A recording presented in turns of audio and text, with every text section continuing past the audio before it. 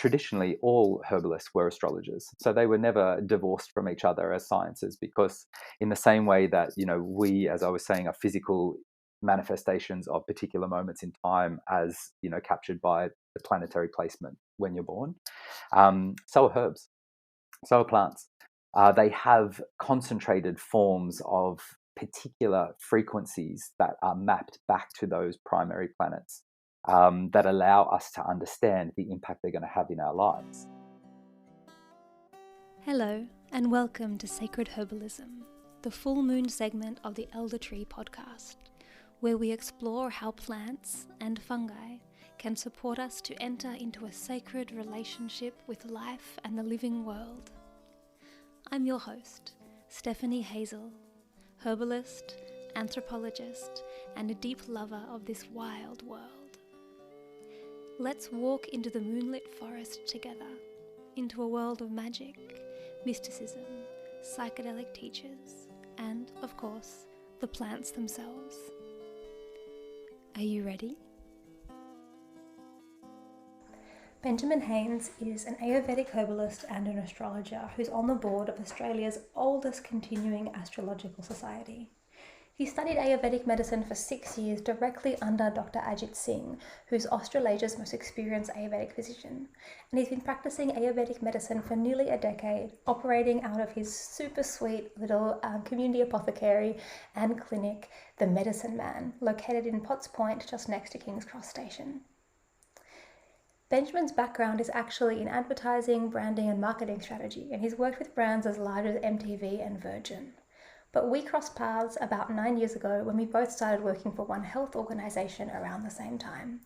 If you caught my interview with Jimmy Wollumbin, you would have heard a bit then about One Health organisation, and Benjamin, Jimmy and myself were the management trio of that organisation for nearly 8 years. Our conversation today ranges from the intersection between herbalism and astrology, the energetics of herbal medicine, and the importance of situating our awareness in the heart as a practice that connects us into sacredness.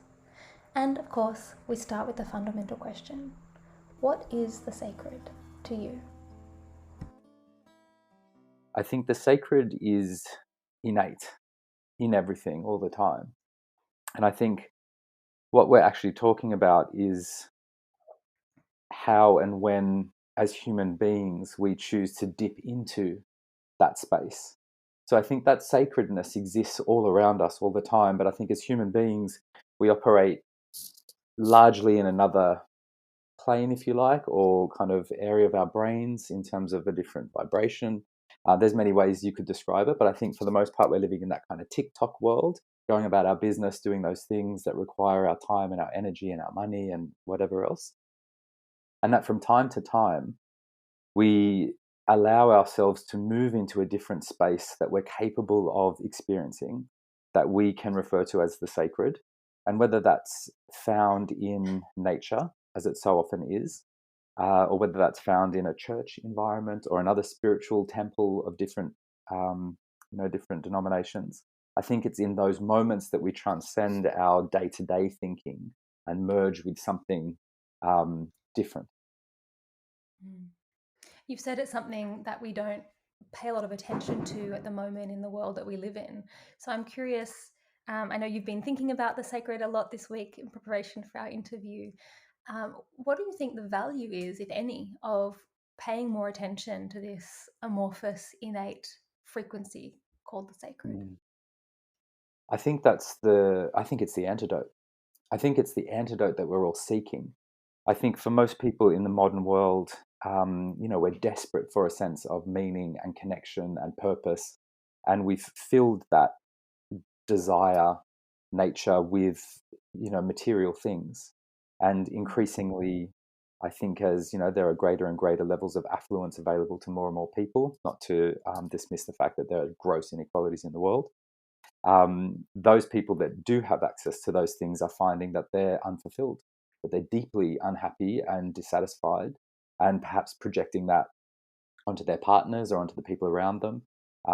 Maybe running from one relationship or one job to the next, seeking kind of meaning and purpose. And I think that by finding that connection, which is innate in all of us, I think it's a human gift, if you like, to be able to merge with the sacred at any point in time. That is what people are seeking. That's the remedy for the ailment of our age. That vast disconnect and restless material consumption. You're suggesting here that the sacred and re-engaging with a relationship with the sacred can be a way to remedy that restless yearning that we have that's leading to so much destruction. Indeed. I think what we see around us is a reflection of what's happening inside us.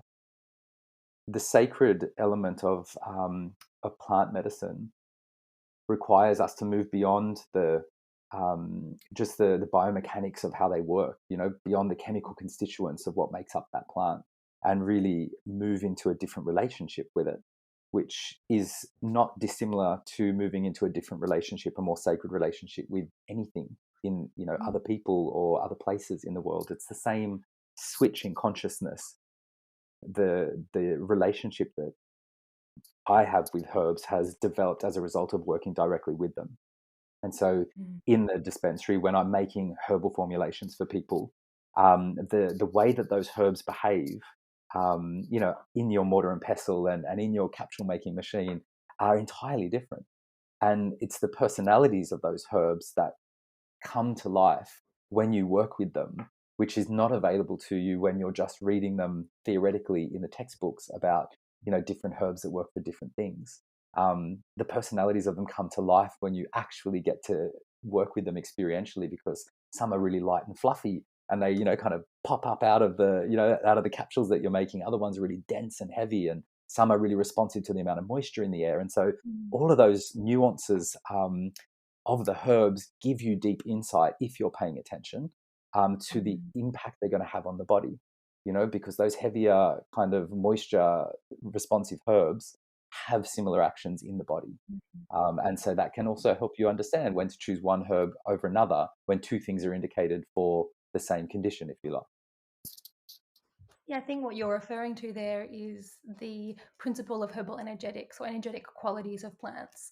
And that's something that, as an Ayurvedic practitioner, is a really foundational aspect of prescribing herbs and working with herbs, and prescribing for people is understanding those energetic qualities. So I want to hear about your astrology. I know that you, as well as being an Ayurvedic practitioner, you've been an astrologer for a long time. In fact, you're the person I go to when I have some astrological insight that I want help with. And I've had the great pleasure of going through my chart and all of my loved ones with you. And astrology is a bit left field at times. So I'd love to hear how astrology came into your life. How did it come into my life? I grew up in a household where such things were not uncommon or taboo. So my mother comes from a line of women that are all gifted psychically, in terms of, their gift is present to them. I think we're all gifted psychically, but some people have greater access to it naturally. Other people have to perhaps work on it more to find that access, but they've all had it readily available.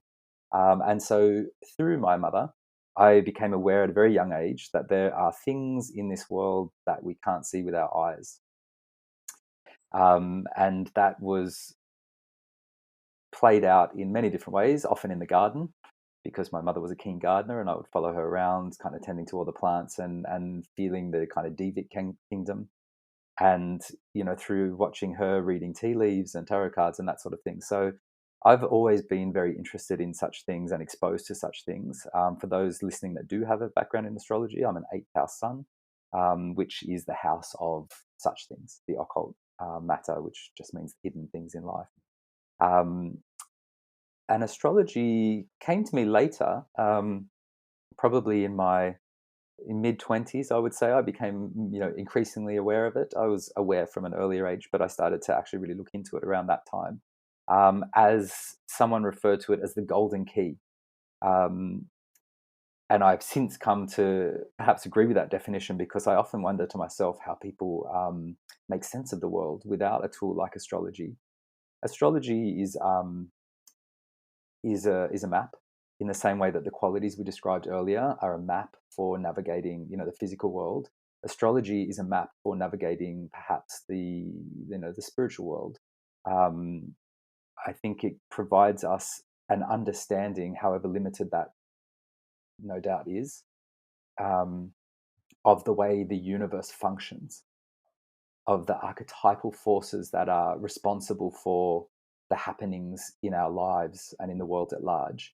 And with that at your disposal, and with a degree of wisdom from life experience, and perhaps kind of soul wisdom, it is the golden key that allows you to understand what's going on. It doesn't take away the human emotion of it all and the tragedy of difficult times. I mean, all of that stuff still exists for us, but it gives you an ability to understand at a different level what's happening, and perhaps seek the treasure within that. Beautiful. And do you find that your astrology shows up in your work as an Ayurvedic healer? It does, in that I tend to, with certain clients, I will look at their chart. So part of the work that we do together is, body therapy work, herbal medicine work, diet and lifestyle related, but also astrology. And so really astrology is providing the context for what's happening in people's lives. And sometimes when you understand the context of what's going on, you understand the time frame that that's likely to be playing out. You understand the challenges and opportunities connected with those archetypal patterns that are playing out. You can play your role more consciously. And so you start to respond rather than react to what's going on. And that is often the difference between a healthy response and a healthy, mind and body, and an unhealthy one. Looking at the dynamics that might be playing out for somebody. So people come in for a one-on-one consultation. We deep dive into what's going on in their world. People's personalities begin to surface during that process, and perhaps they share certain aspects of their medical history and their personal lives. And through that combination of variables, I start to get a picture of, maybe energetically what this person is like, how they're operating in the world. And so for those people, beyond all of the kind of remedial measures that we'll put in place to help balance that stuff out, there can be the benefit of then taking a look at their birth chart, assuming they've got the accurate birth data. We can take a look at their birth chart, and that helps them to understand themselves. And so the fact that they might have had a number of unsuccessful relationships, let's call that, where that were painful and difficult, but there was a certain repeating dynamic pattern at play within all of those. This allows them to start to objectively look at that pattern. And so when the subjective becomes objective, or the personal becomes transpersonal, we can start to interact with that in a very different way that allows us to be less defensive, to understand that actually these are the shadows and these are the strengths associated with these dynamics, these dynamic players, call them the planets or the signs. And as they play out within you in this area of your life. And so all of a sudden you start to consciously align with the elements of that energetic pattern that are more beneficial to you. Yeah. I think of those, as you said, the dynamic players, I think of them as kind of archetypal energies that play out that are at play in life and in the world and in the human psyche, and that have, as you said, strengths and weaknesses. And it's going to help us to get away from the trap of just saying, here's all the strengths that I want, and I should have all the strengths and none of the weaknesses, and all those weaknesses are therefore flaws. But when we can see those strengths and weaknesses as the same, two sides of the same archetypal coin, then it helps us to be more embracing, I think, of what those weaknesses are. Absolutely. I think one of the greatest gifts of astrology, in my view, is that it creates acceptance. It creates acceptance through understanding.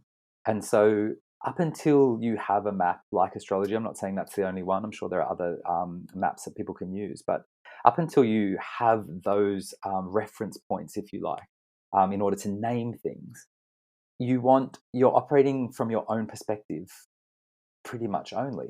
This is the way I see things, you see it differently, and so we're in conflict. Depending on how emotionally mature you are, but in a kind of black and white sense, I think this, you think that, so we've got a conflict around this. But actually what astrology allows you to do is to understand the perspective of everyone else. The way a Piscean person views the world is nothing like a Virgoan person. which is nothing like, a Leo. And so, that on a really kind of high level is the crux of it. But on an interpersonal level, the way we interact with the people in our lives is through our Venus sign. If we're in love relationship with someone, through our moon sign, if we're living with them or we're working with them. And so when you start to understand the reason that your partner or your co-worker or your boss or whoever sees things the way they do, once you understand the way they see it, it stops becoming personal. You can start to work with that if you choose to, or you can then specifically name that and discuss the pros and cons of that particular version of looking at things, and maybe open the doorway for increased perspective, by offering a different perspective, from another archetypal lens. Yeah, you said before, astrology is one map to understand things in this kind of depersonalized, transpersonal way. And I think other maps that are becoming very heavily used at this point in history are psychology maps. So attachment theory, even transpersonal psychotherapy. There's lots of different maps that are coming forward in the kind of psychologizing of the world that's happening at the moment that people find really useful. But I do think that something that, for me, astrology has over some of those maps is that generally those other maps that are based on psychology keep the center of focus on the individual. Like, this is who I am because of the things that have happened to me, if you will, right? Mm-hmm. Whereas something like astrology, it points to, it's less individualized, right?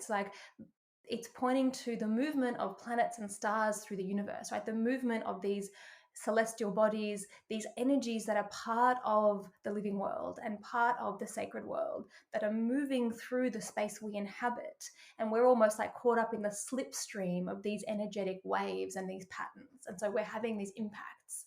And I think that de-individualization of these archetypal energies and of our personality tendencies and the struggles that we have at different points in our lives is really important if what we want is to engage in a sacred relationship with life, because it takes that locus of focus away from the very personal individual self, which is the central agent in Western mythology, and out towards, oh, I'm part of this web, I'm part of this story, but I'm not, as John Seed said, I'm not the spider in the middle of the web, I'm just one of the strands of the web. And that's the work that humans need to do, take ourselves out of this story of being the spider in the middle of the web of life.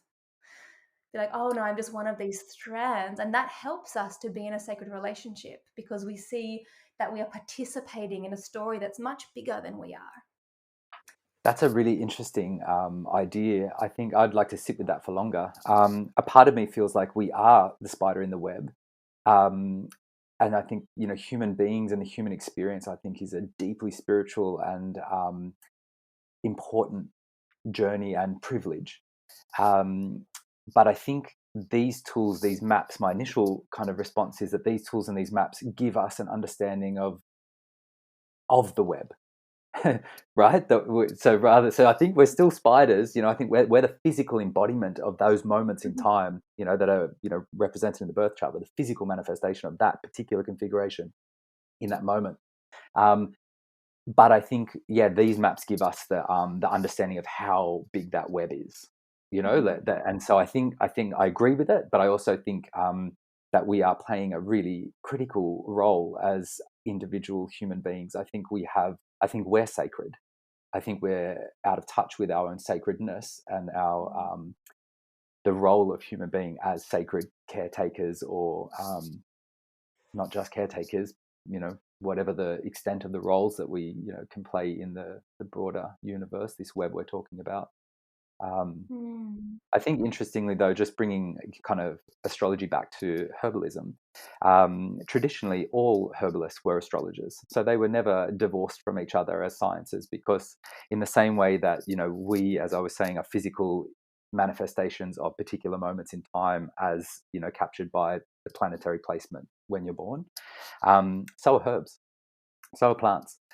They have concentrated forms of particular frequencies that are mapped back to those primary planets, that allow us to understand the impact they're going to have in our lives, through like increasing like and opposites balancing.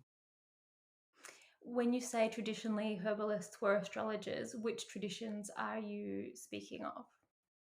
Well, I mean, I know you look at Paracelsus. There are a number of kind of Culpeper. There's a number of those guys that are quoted as saying, basically, if you're not an astrologer, you're not worthy of the name physician, which is a pretty strongly worded perspective on it. But I guess what that does highlight is the deep information that comes and the deep wisdom that comes from combining those two bodies of knowledge. You can use herbs therapeutically based purely on balancing out elements in the chart. So if you look at somebody's birth chart and they lack fire, for example, then you can increase the amount of fire available to that person by using fire-based herbs, or herbs that relate to fire, and they then correspond to Mars and Saturn, for example. Mars and the Sun, for example. So you can look at those aspects of a chart, see where a person's weak, and look to offset it. Or if somebody has too much fire, conversely, you can look to maybe reduce the amount of heat in that person's body by using, herbs of the moon, for example, which have a cooling potency in the body.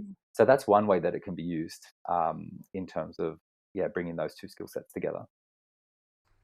It's so interesting to me. It's like we've come back full circle to talk about the energetics again. And in a way, the astrology of plants is another type of language to talk about these inherent qualities and these archetypal energies that plant hold, the energetic qualities of hot, cold, damp, dry, light, dense, constricting, expansive. And I think that really highlights for me how important these kind of metaphorical maps, like astrology, like energetics, they may not be true in the way that we're used to thinking about truth in Western medicine and Western science, but they're true in that they point to something really fundamental in the nature of the living world that has real and true effects. And it helps us to point to these energies and these qualities and these archetypal forces in a way that we can easily remember and grasp, because the true science of these things might just be so vast that we can't actually get our heads around it. And this principle of energetics is just so fundamental to every traditional system of healing and herbalism, from Chinese medicine to Ayurveda, and it was such a big part of European herbal medicine as well for such a long time, from Galen all the way through to Culpeper, and then even the eclectics in the United States during the late 1800s. It was the biggest school of herbal medicine there at the time. They also practiced from an energetic perspective. And I think what this points to is these great archetypal climactic forces, like the weather, that moves through the natural world of which our bodies are a part, And so when we can speak about plants in this way, and when we can engage with them in this way, and astrology, as you're pointing out, is another way to point to these inherent qualities in plants, then we do such a better job of matching them appropriately to different contexts and to different people. Absolutely. It's the foundation. And I think it's the greatest gift of the East to the West, one of many, but is to have preserved that knowledge, to remind us of that knowledge. I think at different times it has existed in the West as well. But as you say, more recent times, it's really lacking in the way that this craft is taught to people. And ironically, I think it's the very thing that drew most people to it, that draw people to, herbal medicine and healing modalities, is to bring themselves in contact with that understanding, that vitalistic understanding of the nature of things.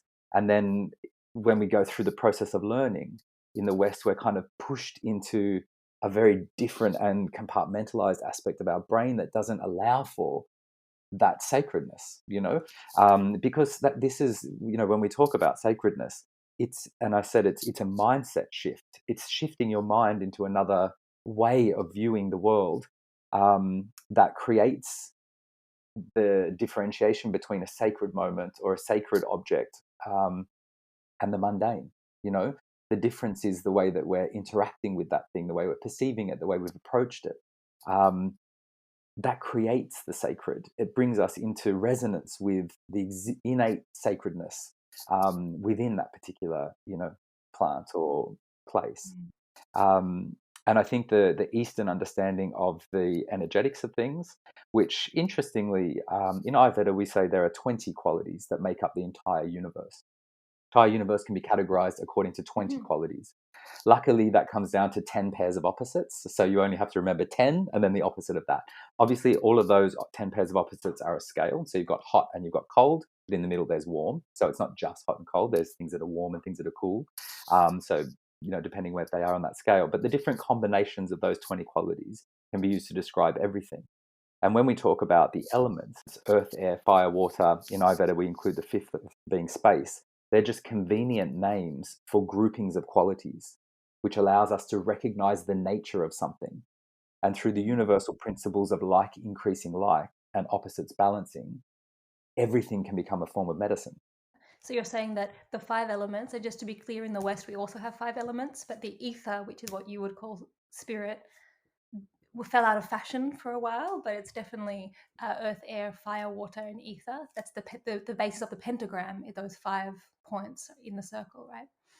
So you're saying that in Ayurveda, the way you've been taught, there are 5 elements, and each of those elements are different combinations of those 20 fundamental qualities.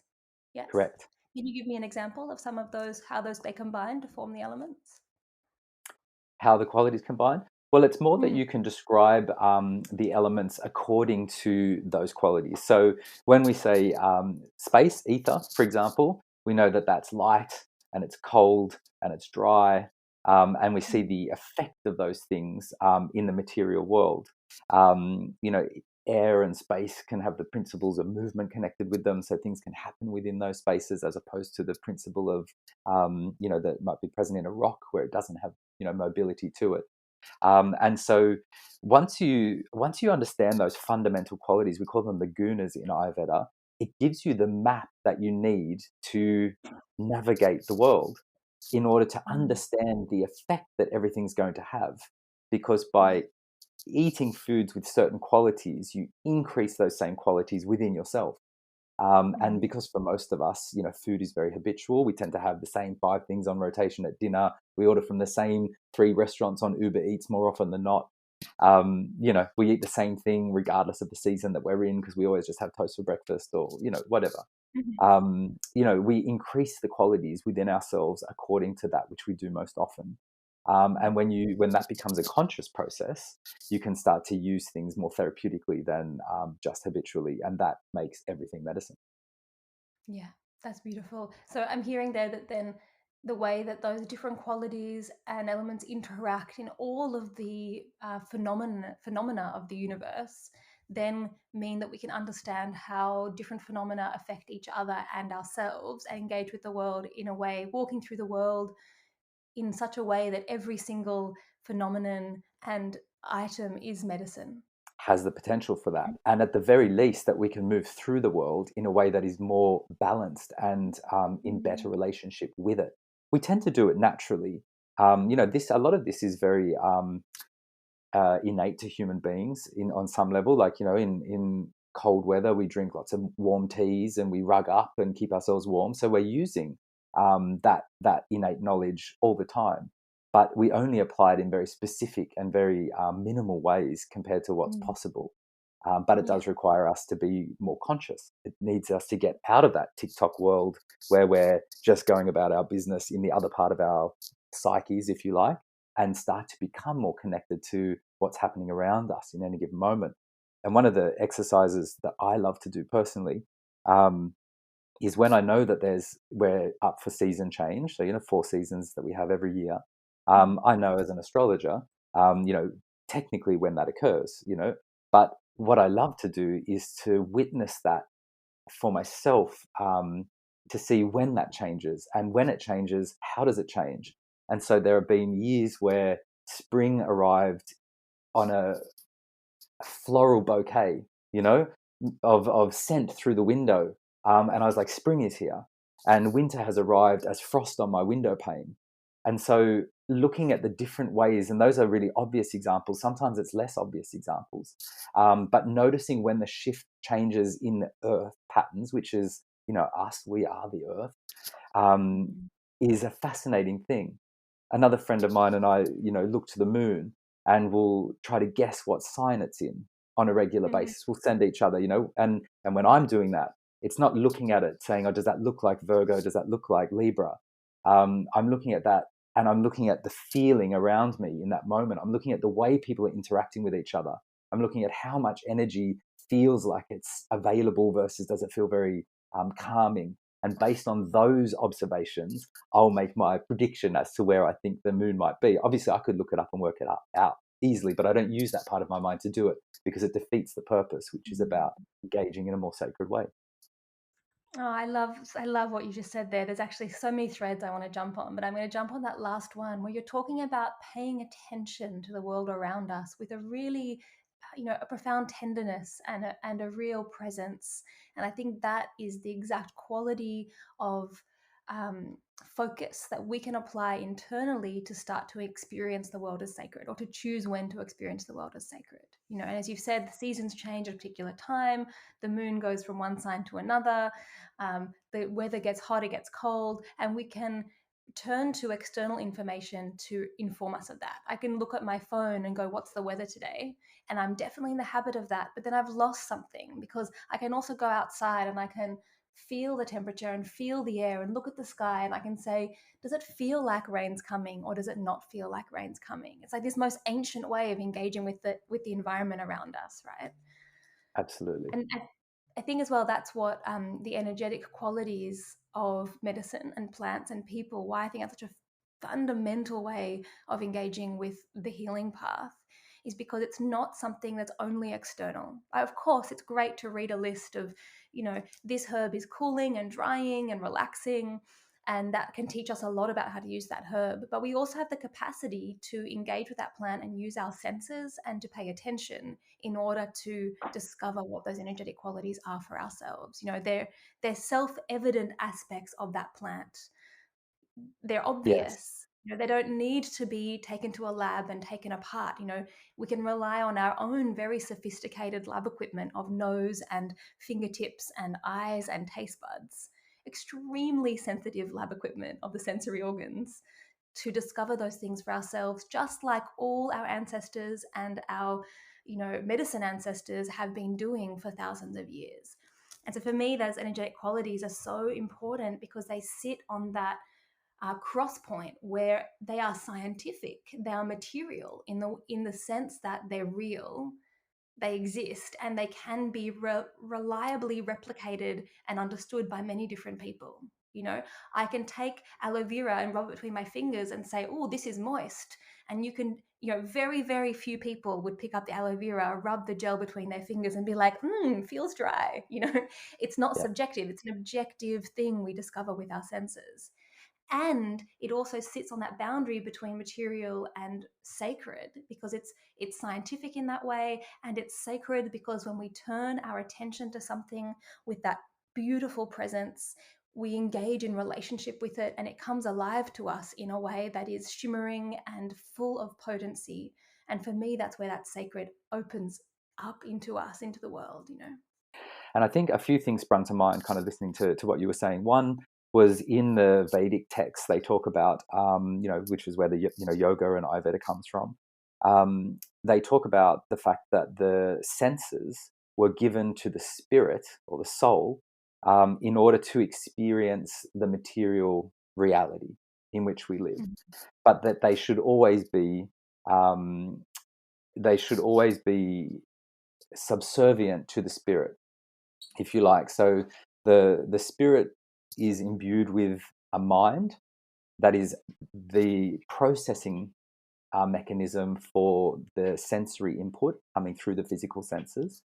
But at the head of all of that is the spirit, is the soul. And so I think knowing that we have these senses available to us that allow us to move into and relate in different ways to the earth, to the universe, for the large part, we've never been taught how to use them properly.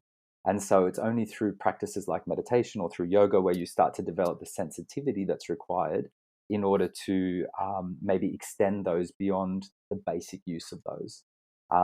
Having said that, I think everybody that's walked into, an old forest can feel something, that there is something different here.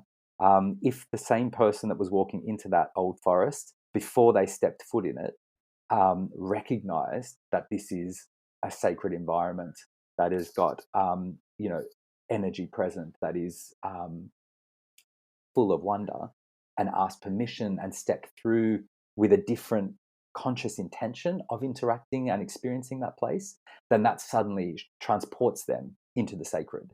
So it's all through our own perception. It's about shifting our own mindset, and then using those senses to explore, and not doubting. I think the real danger for a lot of us, particularly growing up in the West, is that the level of sacred, the ability to access the sacred, has an element of that imaginal kind of realm to it. And so very early on, we're taught to put our toys away and to, stop reading, fantasy or watching cartoons and get serious. And so we equate that imaginal realm with childishness and unrealness.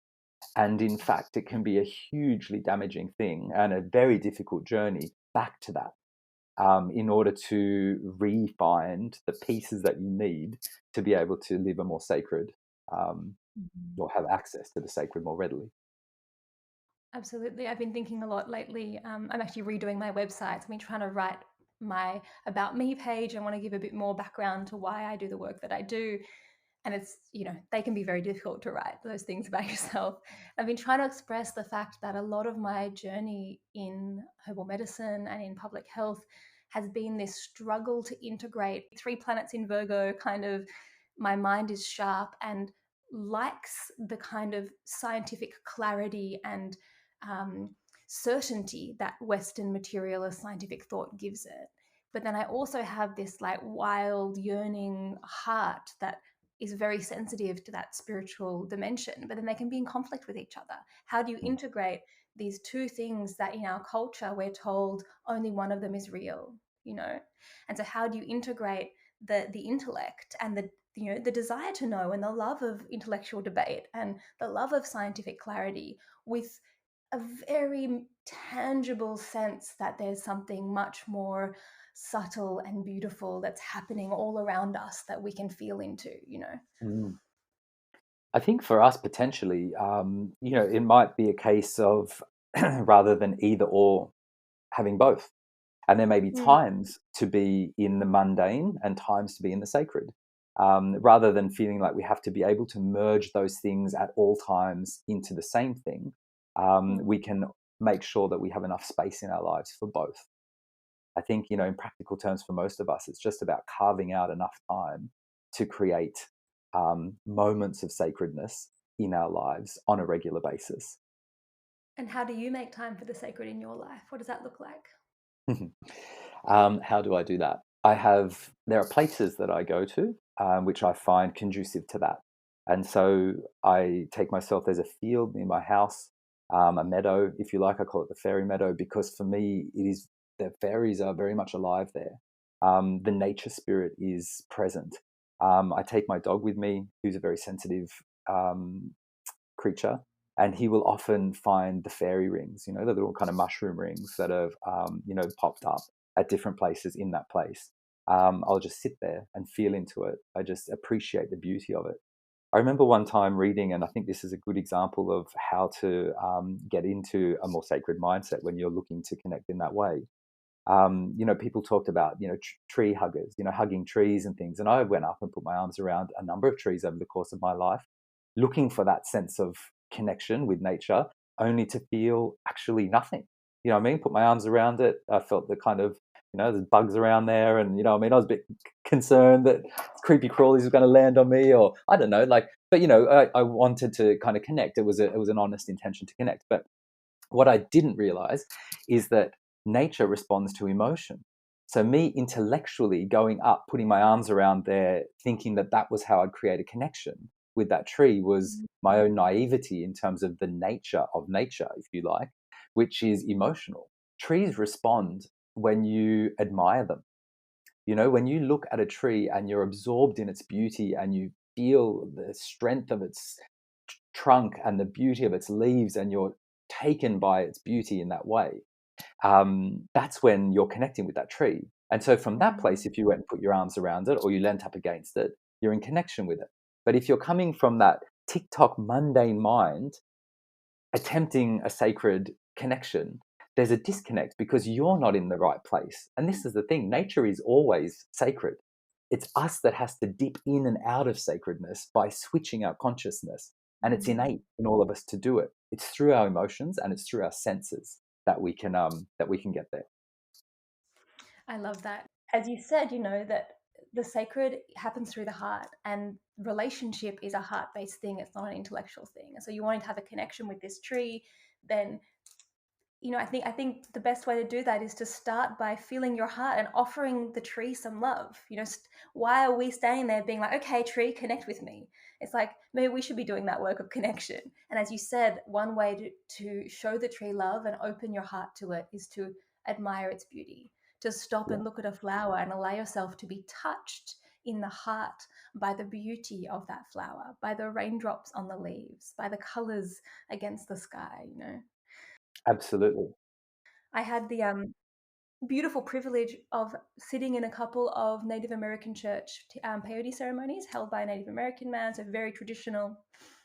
And the peyote, as you know, is a psychoactive cactus from Mexico and kind of Texas region, very sacred to the Nahuatl people. And I discovered that the word peyote actually means shimmering hearts. And the way that the Nahuatl and other peoples in that region who use peyote in ceremony to engage in a sense of sacred relationship with life, they think about this medicine as a medicine that opens our heart and allows us to experience for a time, while we're under the influence of the peyote, experience all of the world around us purely through the lens of our heart. And you're expected in this ceremony, it's to sit up all night. So from sunset to sunrise, you kneel or sit cross-legged on the ground all night. You sit up, you pay attention, and you look at the fire.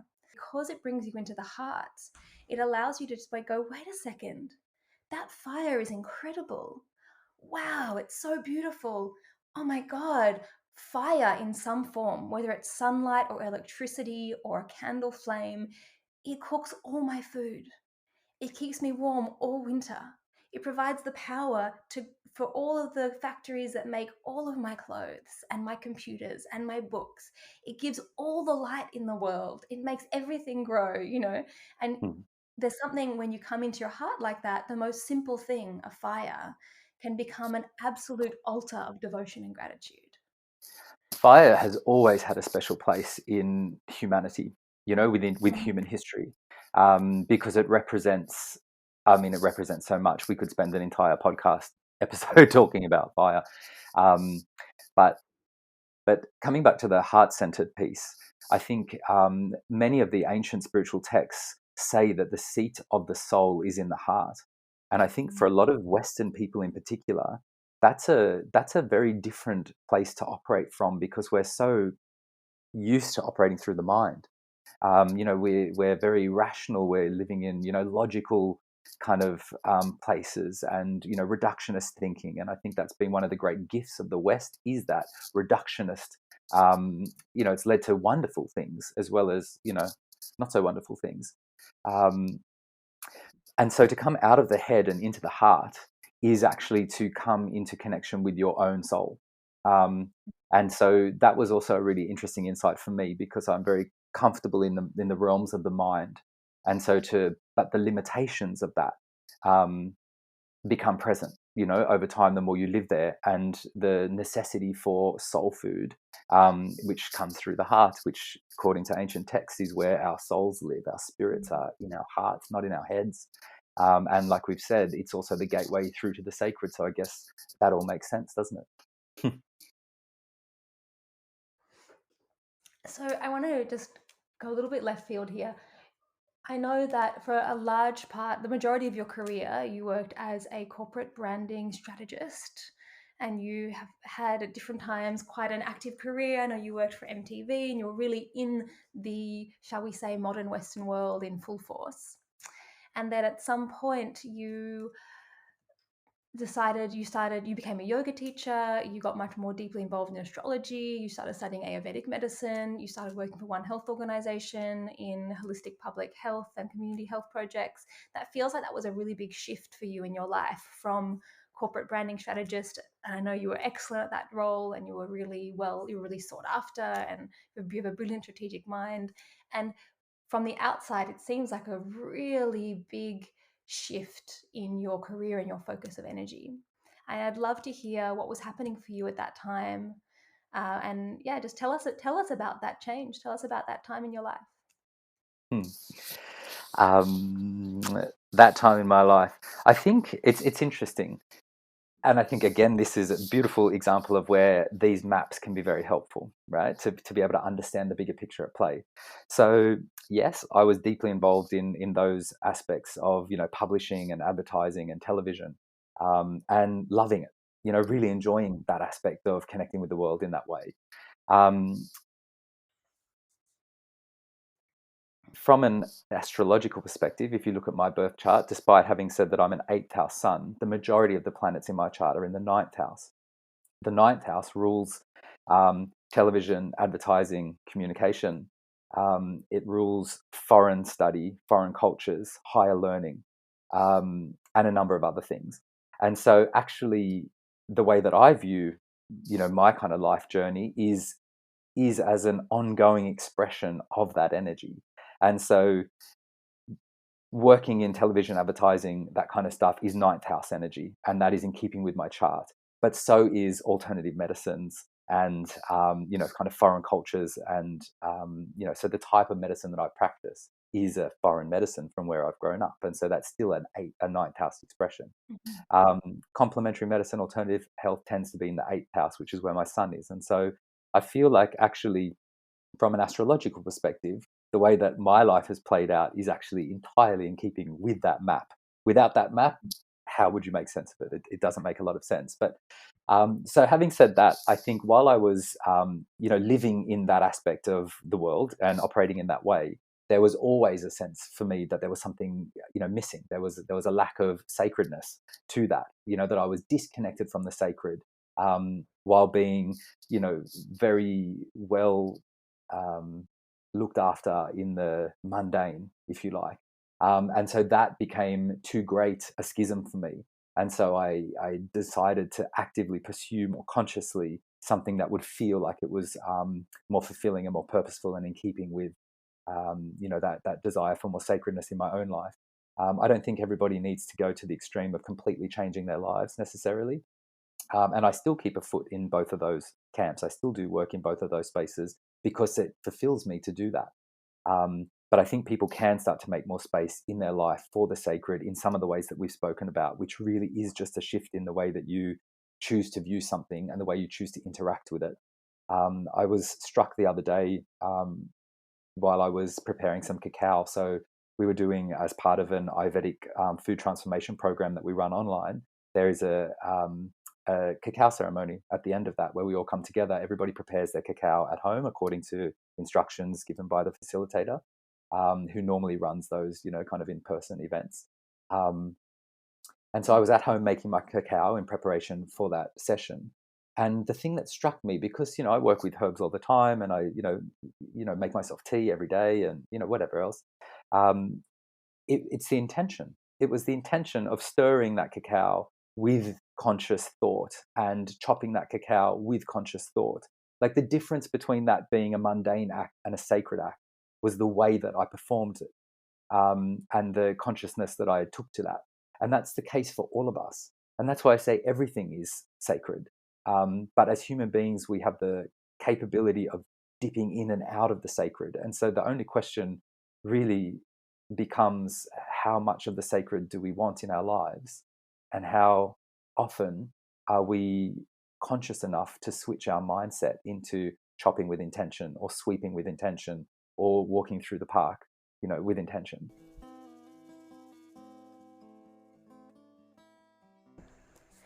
If you want access to Benjamin's unique combination of Ayurvedic medicine, astrology, and excellent strategic thinking honed in decades of the advertising industry, then I suggest you check out his website, themedicineman.com.au, or head to his clinic in Potts Point. You can follow him on Instagram, The Medicine Man Sydney, and he's available for astrology readings and Ayurvedic medicine on Zoom or in person in his clinic in Potts Point. You won't regret getting him to look at your chart and help you with insights about the great themes and energies moving through your life, how they relate to your psychological well-being, and how they relate to your challenges with health on a physical level. That's us for this moon cycle. I'm so glad you walked into the dark forest with me. This podcast is part of The Elder Tree, a non-profit dedicated to empowering people through grassroots herbal education, weaving a strong community of herbalists, healers, and plant folk in Australia. You can head over to theeldertree.org to find out more. If you like this episode, we'd love you to subscribe. And if you know who we should interview next, drop us a line. See you next month, and in the meantime, may you be blessed with good health and many plants.